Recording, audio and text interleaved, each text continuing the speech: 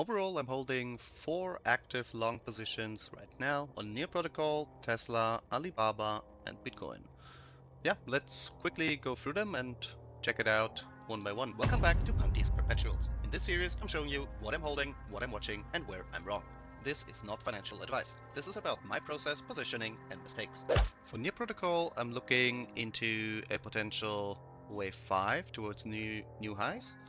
Maybe even towards $4. Let's see. I'll definitely take profits earlier than that when we run into major resistance levels. But what we have so far is that we got a first reaction from around the support level I shared on X, and I entered the trade on this retracement around $1.94. And now I already took a little bit of profit and secured this position because this asset has been quite volatile lately. Let's check out the Alibaba trade next.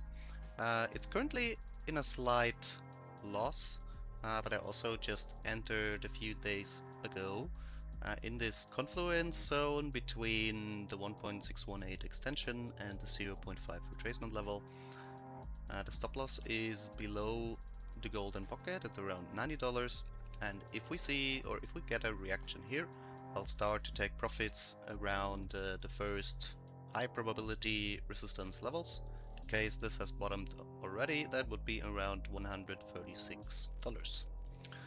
Yeah, in this bullish scenario, however, it could go well above $200. Let's see how it goes. Next we have Tesla. I'm also bullish on Tesla, hence I'm looking for 5 waves up. It could be a 1-2-1-2 setup where we would have a like 5-wave move as a wave 3 over here, 1, 2, 3, 4, 5. Or I guess it could also be an A, B, C shape, which is completely legit as well. Looking at this reaction from the entry, honestly it's not pretty, but at least we got some sort of bounce over here. And yeah, the 0.786 retracement is already a little bit above my entry, which was at 384. So I'll just go ahead and take off the risk right now. There we go.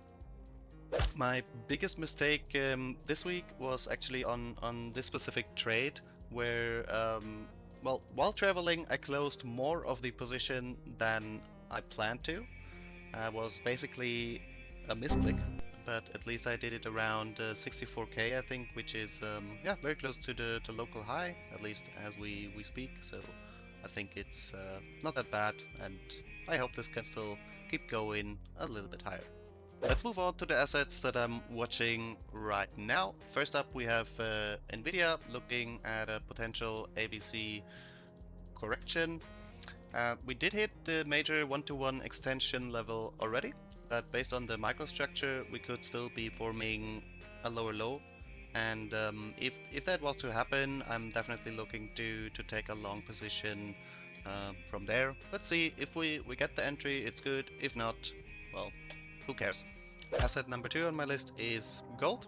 As we can see, just this week we lost the previous high, previous low that formed around $4,150, which in my opinion makes it more likely that we move a little bit lower in a suggested C wave. It might still take a few weeks or even months, but if we manage to go all the way down towards that 3.5k area, I'm definitely looking to fire up a new long position and take profits at resistance. Let's see, maybe we'll get in. The last one on my list is the Nasdaq 100. My preferred scenario is that the top might not be in just yet. I'm feeling we have 5 waves down, so in that case I would expect 3 waves up next before we see another 5 waves down to complete this ABC structure. What makes this one a little bit tricky is that the support area is extremely big for this suggested larger pattern, which well, it makes it tricky to invalidate, right? If I, let's say I want to long here, I'd have to put my stop loss somewhere down here, and the risk to reward will just not be great. That's why I think it makes more sense to rely on this A, B, C structure, and specifically check out this C wave if it was to happen in detail, and try to time the bottom there, or look for a first reaction in ideally 5 waves up. Now that was a lot of charts, a lot of information, but let's quickly talk about risks as well. So we still have this delicate situation with the US and Iran conflict, where despite all the big announcement, there is no signed peace deal or agreement just yet. And besides that, next week there is the first FOMC meeting from the Fed with the new Fed chair. So not sure what to expect from it. The market obviously knows that the event is coming, but it's hard to tell which direction it's gonna go. So it might make sense to de-risk a little bit more the days leading up to it. But yeah, let's see. That's it for this week's update. Do let me know which assets do you watch closely right now, and where do you think I'm completely wrong. See you next time, and as always, stay prepared, not biased.